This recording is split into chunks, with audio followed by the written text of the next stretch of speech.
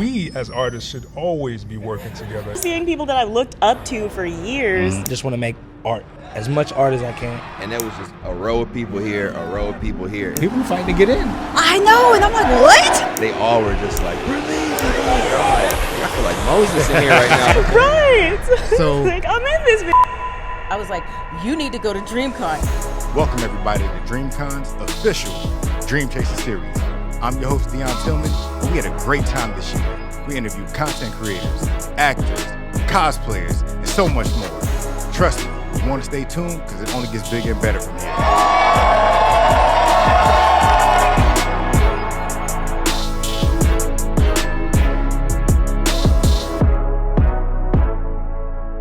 Welcome everybody to the Dream Chaser series. I am Deon Tillman here at DreamCon.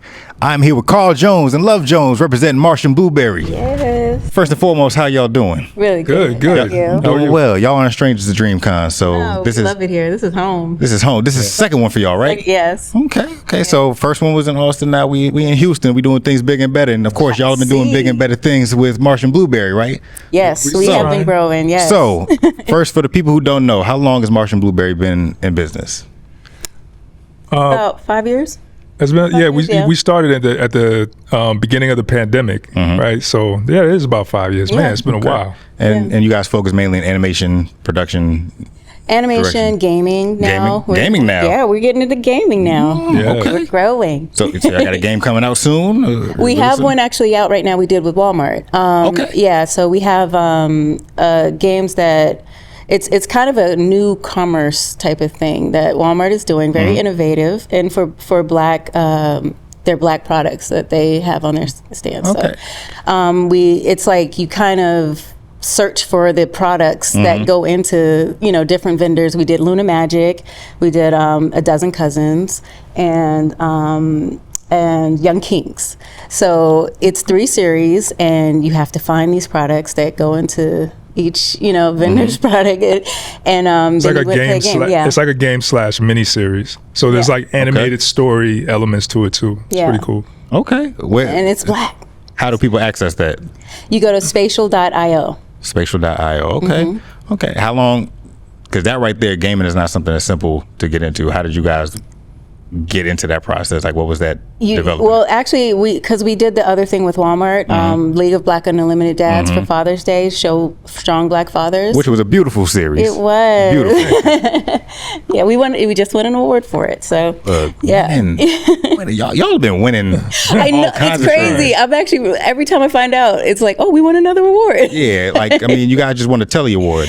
Yes, we want to tell But you. them awards are expensive to actually get the award. So we didn't get all of them yet. We can't get them like physically. Y'all got but the we credit. want 'em. We got the credit. You know what y'all gotta do? Y'all gotta go in the house and just like, you write it up, make your own little, It's your own going little to be thing. both of ours. Yeah. Both of us. We But just I'm keep it saying, in you my just put them office. all in the same thing. Just say, we know we got this. Right. This. You gotta go to the own trophy shop around the corner and say, look, just write Right, this yeah. on here. Exactly. It works for us. We didn't know. I'm like, wow, because I wanted my own. I was like, I'm gonna get producer, Love Jones, Carl. There's other people on the team too. Yeah, It's like, and we want to get everybody start else. doing the one. math. You're like, We're like, Like, all right, okay, we'll just get one for we shouldn't have won. No, man. We shouldn't have won this. Now, you said you guys have been doing Martian Blueberry for 5 years now, but however, both of you have been in the industry. Y'all are longtime veterans. For those who don't know, can you both kind of just introduce yourself right now individually to say, hey, what your respective field is, so we know how we got to this point? Yeah, I really hate talking about myself, but I'll do it. So I actually started in the music industry. I used to dance, I used to choreograph, and I was, I did videos. I was a former video model, So, but I actually worked in the music industry, and we've known each other for a while. I had a series that I wanted to do a long time ago called Bonita Applebum, so that's how we met, and it wasn't until 6 years? 6 years ago, really. He was like, "Why don't you do animation? You're the biggest nerd I know. You play video games all day." And I'm like, "Well, I don't draw." So he was like, "So you are producing? You produce this? You do this?" So he's like, "You just bring that to this element, and you have a passion for animation. So that makes all the difference."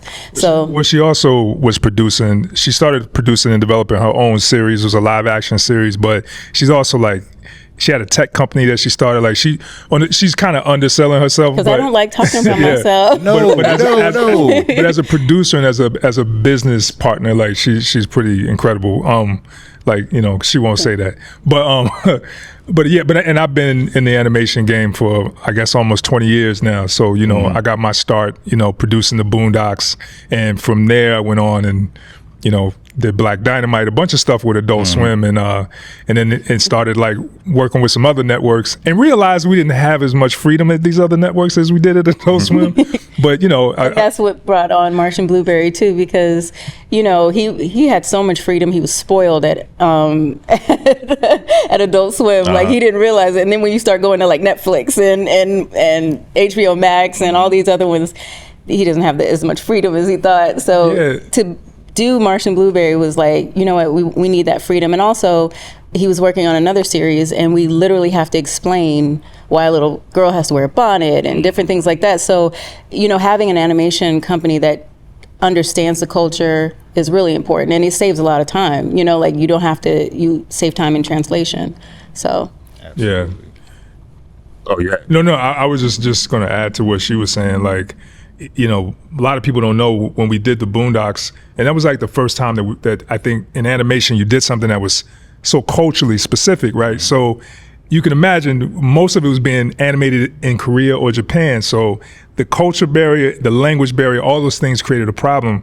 And for a long time, you know, if you notice in the show right now, you'll never find a frame where Huey is smiling, right? And that was done intentionally. But when we got the animation back, a lot of times they would have Huey smiling all over the place. We're like, yo, don't have him smile. Right. And they were like, well, we don't understand. Like, why? He's a kid. He should be smiling. And then I think Aaron said Malcolm X. And they were like, oh, get it. Angry black man. And not only that, the Thugnificent stuff, he literally would have to like sit on a table and video like how you ghost ride a whip, you know? Yeah, So. Well, that was the thing, right? So like, because they didn't really understand, it was so hard to communicate certain specific things. Like, you know, that was always, I guess, the motivation behind wanting to start, you know, our own animation company. So, you know, we could focus on some of those things that you more than likely are going to have to over-explain to most studios. You know what I mean? Okay. Was it tough to start the company, or was it kind of like, was honestly, it a smooth process? It was. I mean, I've started, like you said, I've started a few companies myself, and this has been like like I don't want to jinx it, but it's been really easy. Like our first project was a Laker commercial, but it's also because of Carl. Like people understand who he is, and his reputation is impeccable. So we get the best artists that want to work with us, and then these companies that want to work with us. So it just kind of works really well, and it's like, you know, I don't know. Like I look back at it and I'm like, we literally just said we wanted to start this, and then all of a sudden we've worked with Walmart, we've worked with the Lakers, we worked with Meg Thee Stallion, we worked with, you know what I'm saying? So it's like, it's crazy, you know. So knowing how like startups really start up, I find that a blessing, because you know, and I think this was the right path. I mean, the work. I would say the work gets hard sometimes. Oh, the work is hard because well, just because, you know, a lot of times we don't have a lot of time to do what we do, especially working in the commercial space. Because, you know, we come from TV where it takes like a year and a half to produce a series, right? But like in the commercial space, they'll be like, we need it tomorrow, you know. No. And you know videos, what I mean? And music videos too. So that's the thing. But we love doing it. It's fun. So like, yeah, you know. Yeah. What would you say? Because you're speaking on the fact that like it was a simple process, but there are slight challenges. What would you say for all the folks who are come to DreamCon, that they're trying to start up their businesses, they're going to the panels to get, you know, information about how to monetize, things like that? What is some kind of advice you would have for a startup? Anybody who's getting started right now in 2025, what is something you would say, hey, these are top 3 things you need to have? Yeah. Well, when we first started, we were looking for investors, right? And we thought that made the most sense because, you know, we figured if we got investors, we can scale up the company at a really fast pace. But that's not always the best thing to do. You know, sometimes the slow growth is better for the company, and that's the thing. All money is not good money. Yeah. Right. So because we had opportunities to, you know, use investment money, but the partnership didn't quite make sense, right? We walked away from $5 million. $5 million. We walked away from it. He smiled like, yo, like I can't believe we really did that right there. Well, it was. It's a little, it's a little complicated than that. But she's right. Like it was because the partnership didn't quite make sense. You know what I'm saying? Because you know, to her point, like we're not just looking for people to flip money with. Like we're looking for long-term partners and people that understand the vision and that share the same amount of integrity for the work. You know what I mean? Because that's how you get a Pixar. That's how, you know, those guys, John Lasseter and you know the guys who actually made stuff that was meaningful to the culture is because they were really passionate about it and the partnerships made sense. You know, so that's the thing we try to focus on more than just the money. You know? Yeah. No, it makes sense. Teams. How did you construct your team getting started? Man, you know what? That's another thing that just kind of came together really beautifully. You know, that's why I feel like we're on the right path. Like we're doing the right thing. We're supposed to be doing this because, well, first the first recruit was Omar McClinton, and it's somebody that Carl worked with before on Sugar and Toys. Okay. And he was no longer working for the animation company that they had before. And so he was like, oh, you know, he's like, I've been trying, you know, it was funny because I was like, so we have our company, do you think you want, and he was like, I've been trying to impress you guys this whole time. Yes, I've been trying to impress you so you can bring me on. In a sense, is there something like that, and not to cut you off, but is that something where you wish he would have just kind of reached out, or is it a sense of like, y'all were watching what he was doing? We were watching him too, and yeah, because again, like he said, it's about the right people too, you know, and because we're not one to like recycle people. If you're in this, you're in this with us, and we want you no matter what. And Carl always says, like, you don't have to be really good at it, you just have to be willing to work at it to be better. So you know, I mean, we look at it like we're trying to build more of a culture than a company, right? So you know, there's a strong need to tell stories in an authentic way, and you want people that have the same kind of passion. So we have built a really strong team of people that understand like the bigger vision and why it's important to tell our stories the way we need to tell them. And so I think attracting a team that's not just interested in having a job and working in animation, but someone who actually wants to make an impact on the culture. I think that's the most important thing I would focus on if you're building a team from scratch, you know? Yeah, and it's, like you said, it's a slow burn. Like, after a while, there's a few people we brought on board and was like, oh, that's not gonna work, you know? Like, right. And immediately, once we see that, we kind of like distance that, you know, because one bad apple could spoil a whole bunch, you know, like, so it's that's something we've always also done, like just kind of weed out, like, okay, this might be, and it doesn't make them bad or anything like that. It just means that just that's not a good fit, you know, it just doesn't work. So that's the thing we found. And then we found Chris, you know, Chris Miles. I mean, he's a superhero. Shout out to Chris. Shout out to Chris. Yeah. Because he's out here working. Critics of Culture too. Critics of Culture. That's his personal Instagram page. Yeah. So he does his thing. And then, you know, it just kept growing from there. And like I said, a lot of artists work with Carl because they have so much respect for him and what he does. And I got respect for a lot of the artists that we work with too, you know. Because for a long time, even before we started this company, you know, if I had an opportunity to bring on people, even if they didn't have experience, you know what I'm saying? Like, I would bring them on. If, you know, they had the talent and they had the drive. Like Chase Conley, who, you know what I'm saying? Like, he's a guy who was living in North Carolina, and he was doing comics at the time, but really, really extremely talented. And I pushed really hard to get him out here, get him out to LA and work on Black Dynamite. And his career has taken off, and he's obviously doing like phenomenal work now. But that's because I'm such a fan of so many other people. You know, I always wanted to start a company and work with the people I admire. Right. You know? Well, that's another thing, because a lot of people are gatekeepers. Like they want to be the only ones to, like, you know. Speak more on that. Yes. Yeah. That's you know, a big thing. That is a big thing, and that's one thing I really admire about him, because like a lot of people, they don't want to give other people a chance because they want to get it. They want to get all the work. They want to get all the stuff. And one thing I thought was so dope, and he's the reason why he fits for a company like this is because he's like, I don't have to draw everything. Let's get this artist to do it. Let's get this. And I mean, what's the guy's name? There was a writer that thanked him because he gave him his first job Oh, to wow. write. And he ended up beating him out of a job at Marvel, like for Marvel. So Carl said, "Wait a minute, hold up, man. Yeah, yeah. I didn't mean you do that well, guy." But at the end of the day, he was Bring really me. happy for him. I'm so happy for you.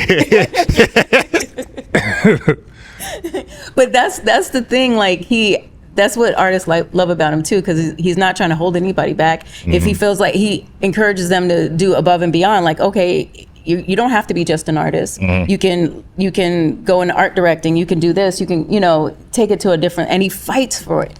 A lot of times artists don't even realize how much he fights behind the scenes for their credit. Like he really does. And so that's why it's like, just. I like I said, I really admire that about him, because a lot of people, they just just me. They feel like it only can be one, and he doesn't feel that way. And that's definitely something, like the environment of DreamCon, we try to encourage like the networking, like building with each other, because one, it's hard to do everything by yourself. So you can have that stuff trying to get all the credit, but trying to do it by yourself after a certain point, like you just said, after a moment you're like, look, you draw it. I got to focus on the other stuff. But if you have to do every single thing, you burn yourself out. Half the time it's not as great because you didn't bring in the other eyes and different things that happen. But that's what I like about like how you both operate. I mean, granted you're married, so it's like it works out that way. But it's like even just hearing you both talk as far as how you encourage each other, see each other's strengths, and how you guys built this, like that right there shows why it's important to have a team, even if it's a team of two, what you can do with that.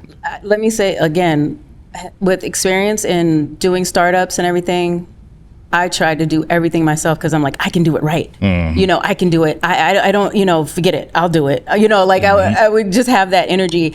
And no, this Martian Blueberry has a team. Like and I want to say that we have, like I said, Chris, Paris, Idris, Z, Omar. It's still a small team, but it's a team, and it's all of us that is making this happen. My girl Tiara helping me with our merchandise, like you know what I'm saying. Like it takes, you have to be able to say, okay, I can't do everything. Can you help me? But it's funny. I think people are taking independent out of context, because everyone's like, go, be independent, but everything's codependent. Like there's nothing in the world, you know what I mean? Even nature is codependent. So I think it's when we say independent, a lot of times what we really mean is independent from the system or the structure that kind of exploits the artist. But we as artists should always be working together, and we push that as much as we possibly can. It's still kind of hard for that to sink in because of the scarcity of the job situation in Hollywood, and I think so people get a little, I guess, a little desperate, and so they start going for self, which I understand and I respect. But like, there's so much more we can accomplish. That's why this is amazing, man. There's nothing like this that exists. Yeah, for people Black don't realize how much I talk about this. Like anytime I'm in, she pushed Dream. I remember hard. I remember y'all first year, and you were like so amazed. Everywhere we go, every meeting we're in, she talks about DreamCon. When I'm talking to Walmart, I'm like, y'all need to go and talk to these people. When I'm talking, like I was just talking to Dominique Thorne, who's Ironheart. I was like, you need to go to DreamCon. I was like, let me call Jonathan. Because I just love what they're building here, and I love this. And my inner child is like, where was this when I wanted? Because it's like, it's a good place to not feel so weird and alone, isolated, what I'm saying, and isolated, because it's like, I like these things, and I want to find other people that like these things as well. There's nothing wrong with being a nerd. It's nothing wrong, blurred. There's nothing wrong with that. So, but I can always talk about DreamCon. So we appreciate. We definitely love y'all presence here, because again, it's like you guys embody what it is to be here. Again, it's not just so much about you guys having your businesses, but how you guys encourage everybody else to pursue, especially not having it, during your time. Even being here in this particular weekend, you guys have some special things going on. I saw the Martian Blueberry, but also 20th anniversary of Boondocks. Woohoo! Crazy, right? How does that? It makes me feel so old. But it's amazing. You know what? I'm still kind of baffled at the fact that it's still on the tip of people's tongue. Like people were still talking about the show. Really? And Yeah. No, yeah, I mean, what I'll you be got on TikTok and all of a sudden I hear his voice and I'm like, Yeah, it's it's so weird. We quote All day long. Boondocks daily. All day I know, but I guess if you understand it from this point of view, like when we were making it, it was such an incubated process because social media wasn't the way it was, and I don't think any of us ever imagined that we would still be like 20 years later talking about the show and people were loving it the way that they do, you know. But that I mean, it's just I don't know. It's kind of it's emotional, you know. You know, even being here, it's like just to see the kind of love we get, and it's like we just saw some cosplay, some Boondocks. it's cosplay. crazy. That's the coolest thing. And I just remember like specific moments like where we might have been out somewhere like getting lunch and talking about the Martin Luther King episode and then seeing it actually on the screen and hearing Martin Luther King say nigga and seeing the news, seeing it on CNN and like all of those different stages of the show growing and becoming what it was is all each time it's just like I don't know how to describe the feeling. It's a good feeling, but it's also like I can't believe we did something that important, you know. And we love how the Usher episode comes back every Listen. every year that one comes back up. It's so many things that you can quote from the Boondocks. I can tell you straight up, I'll use "you ain't getting in with them shoes." I use that daily. They don't even gotta have shoes on. That's just my thing. That's what I say. Somebody else, can I do it? You ain't getting in with them shoes. Wait, why? Anytime he says something, he's talking serious. He's being serious. He'll be like, and I was thinking to myself, and when he say that, I immediately go, what did he do to make them? And I'm like, man, I'm talking about something serious right now. Listen, I'm like, I'm sorry. I say it I'll be at work and I'm like, just you feel the frustration. It's the what did I do to make you okay? Like just He's trying to tell me something serious, and I'm so goofy. You know, I'm like, oh, okay, let me not go. I mean, it's the idea, the fact that that's what your personality brings into the things you guys do, and that's what makes it iconic. I mean, again, because it's like stuff we would say to ourselves, you know what I mean? But we never. That's what I did love doing, like taking those little inside jokes we had and making it, more mainstream. Like even pause, like all of that stuff is like. Right. No one really, it was like such an inside joke between black and people. the fact that that's still a thing is yeah, it's really crazy. Revamped it, but it's still a thing. Shout out to Dame Dash. So we got Boondocks 20 years. Martian Blueberry is 5 years in. Dream Chaser series is about trying to figure out, one, we talk about the origins to how we got here. What were some of you, like both of your original dreams growing up? Man, I mean, honestly, I came from Fayetteville, North Carolina, affectionately known as Vietnam. Vietnam. Shout out to J. Cole. But when I was living in Fayetteville, growing up as a kid, I remember like wanting to find a way to get out of that small town, not because I didn't like the town, but because there was, I grew up in the height of the crack epidemic, so there was a lot of crazy stuff going on in the neighborhood, and I seen a lot of my friends getting locked up, or it was, selling drugs, whatever, getting killed, and I don't know, man, like I think animation and art just always was an escape for me. It was something that I could draw. I used to draw on people's clothes, and I would draw pictures with people, and so I thought, well, maybe this is something I could do like for a living, and not a lot of people in my neighborhood were doing that, so it had to be like a dream, really, you know what I'm saying, that I was chasing for years and years, not really knowing how it would happen, but I could see it for some reason, you know what I'm saying, like I could visualize it, and so at some point, I did just take a risk and pack up everything and move out to LA.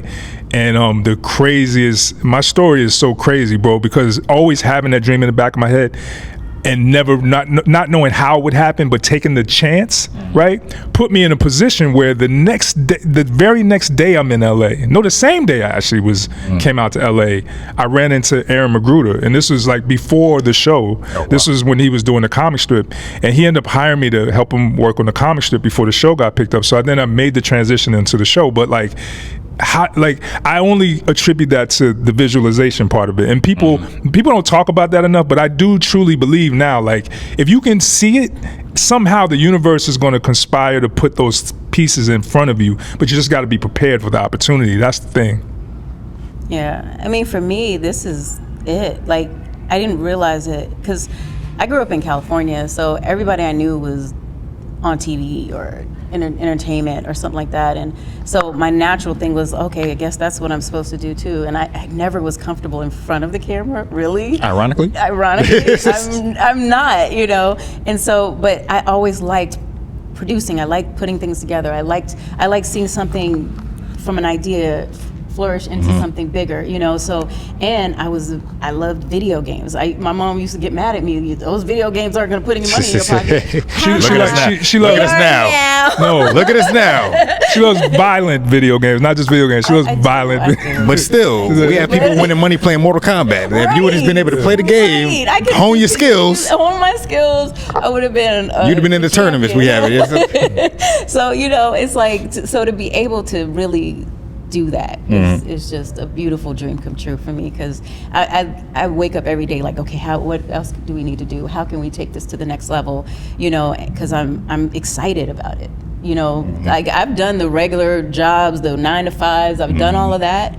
I've done the Hollywood stuff. I've done everything, but this right here is just so fulfilling because it's also our thing too, and we're also helping people that would not have another chance to do stuff. So that's our biggest thing. Like, we're good with doing this, but what makes us really happy is helping other people see their dreams come true too. You know, like Chris, he was like, I never, you know, he's like, I did the interview and I did all this, and he was so happy, and he just was like living in his truth. So, you know, it was like, that makes us happy more than anything, to see the people, to help bring up people around us too.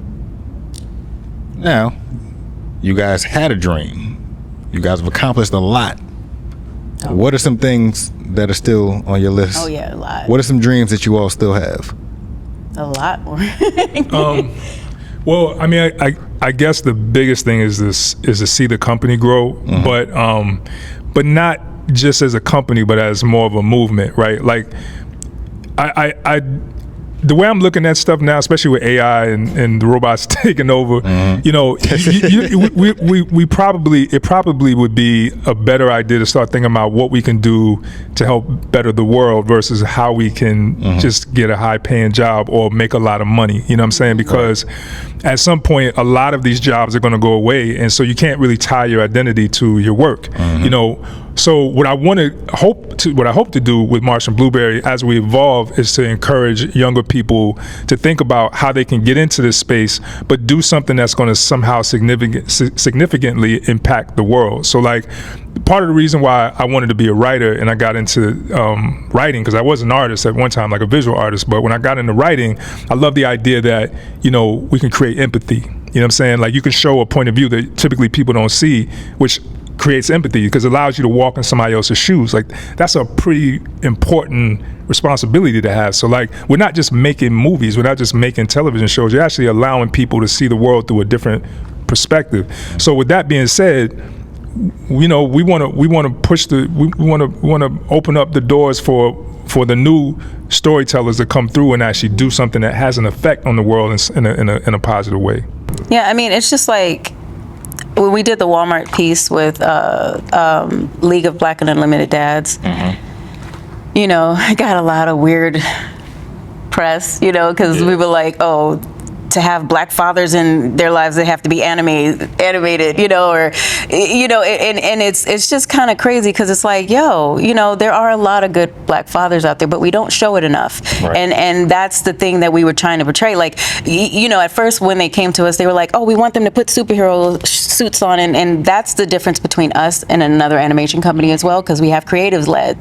So, you know, Carl was like, hey, how about their everyday clothes is their superhero? You know, like they go from their work clothes to their everyday clothes because they're superheroes once they put the, you know, in a fanny pack, you're a superhero because you got treats in there for your kids, you know, something like that. So it's like, that's what it really is. And you know, so it's good to constantly put that a more positive narrative out there and try to show, like, no, Black fathers are great fathers. There's a lot of them in their kids' lives.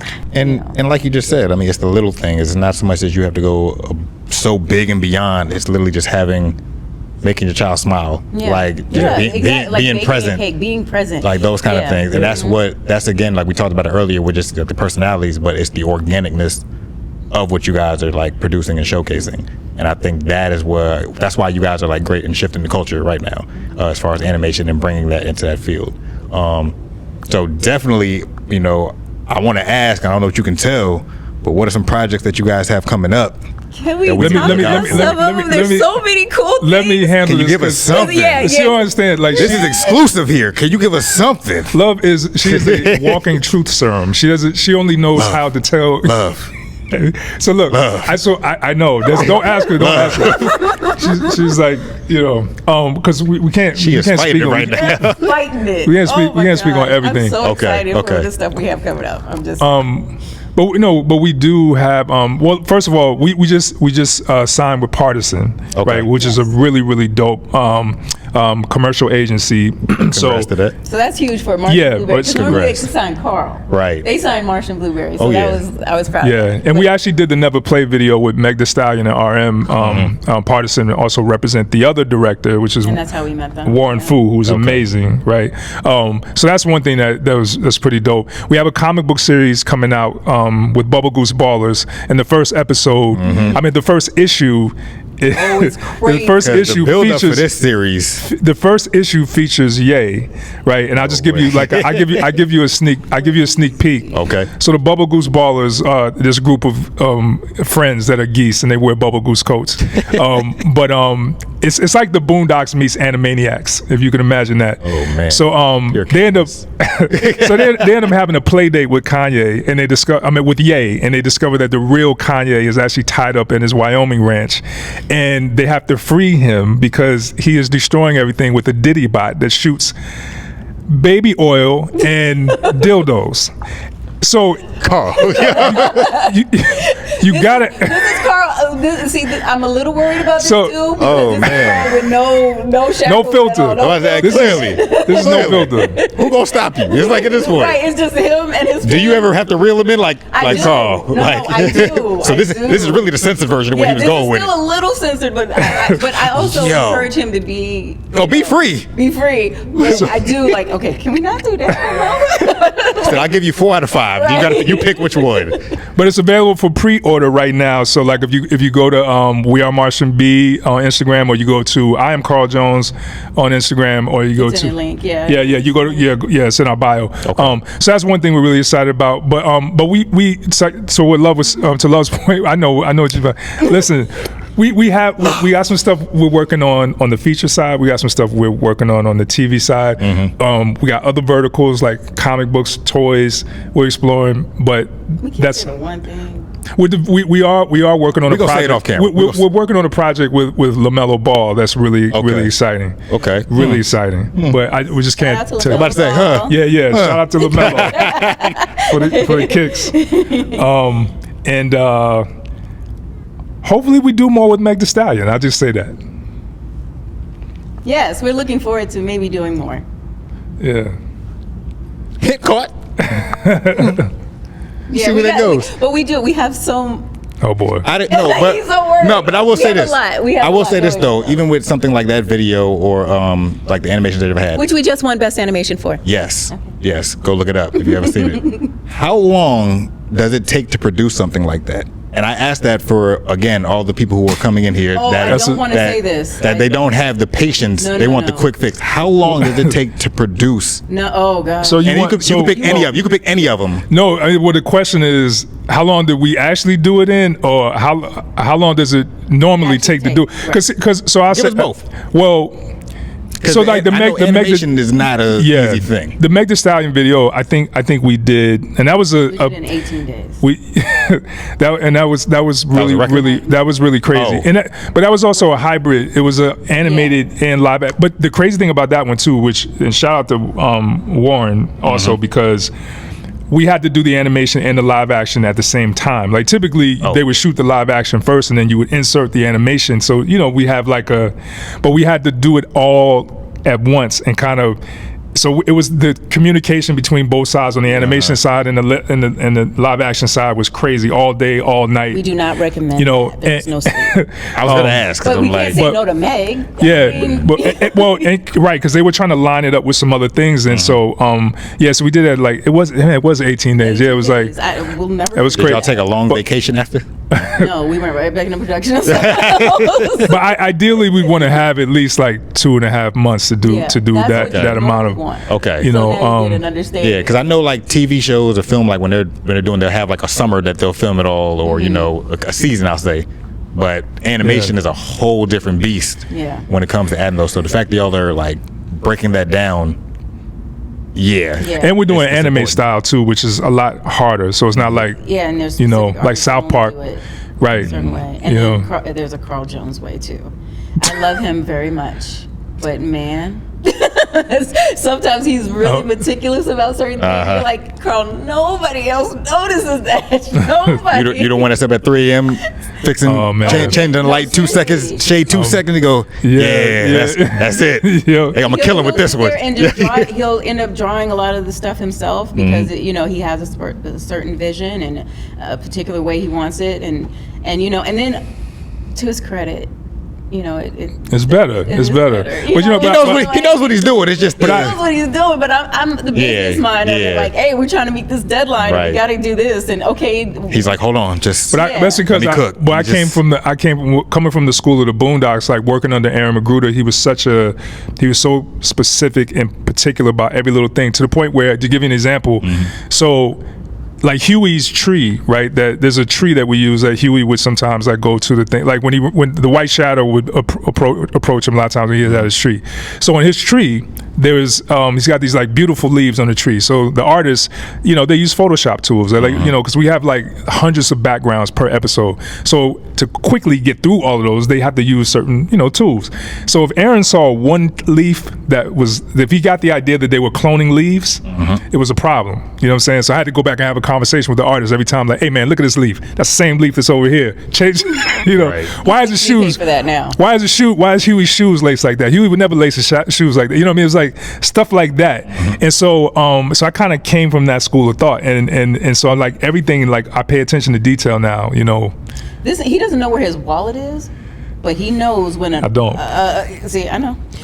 Be like that though. It's But like no, that. But he'll know if something was changed, if the shading is off, if he'll know the most minute detail, if we used the wrong voice, if we, you know what I'm saying, and It's a little weird. it's amazing and it's scary at the same time, because I'm trying to like oversee a lot of the stuff before he gets to it, or you know, and make sure everything is, you know, like, okay, this is close to Carl Jones approved, you know, and then a lot of times he'll just tear it up. I'm like, oh, I didn't even notice that. I didn't see that. Oh my God.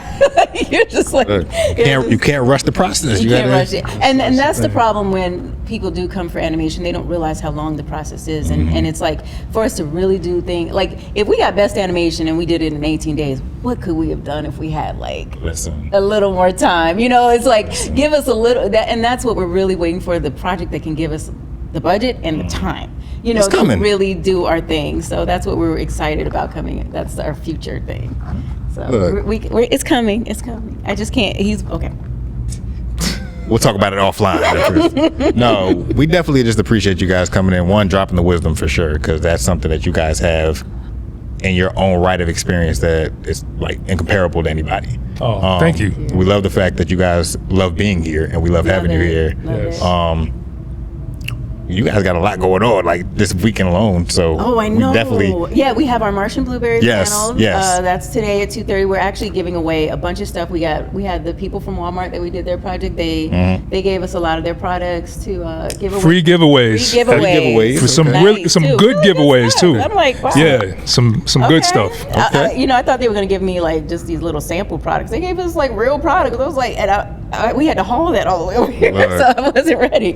But yeah, so they gave us, you know, really good products from their lines, and you know, we got some T-shirts, we got some merch. This is our first time doing a whole merch line. Carl, he drew Huey and Riley. Let's say yes. Show Flash. Yes. You know, and a lot of people Cool. don't realize he started on the comic book, so on the comic strip. So, you know, and he kind of changed the look a little bit of it to the television version of it. So so it's the originator. Well, it's funny. This is I don't even know if I ever even told the story, but because I was working on this before I started working on the Boondocks comic strip. I was working on an animated project with Beanie Siegel and Rockefeller. Oh. It was called The Playpen. I remember that. You remember that, right? I remember that. So it never came out because Beanie Siegel got arrested for attempted murder. I remember That's that a whole too. nother thing.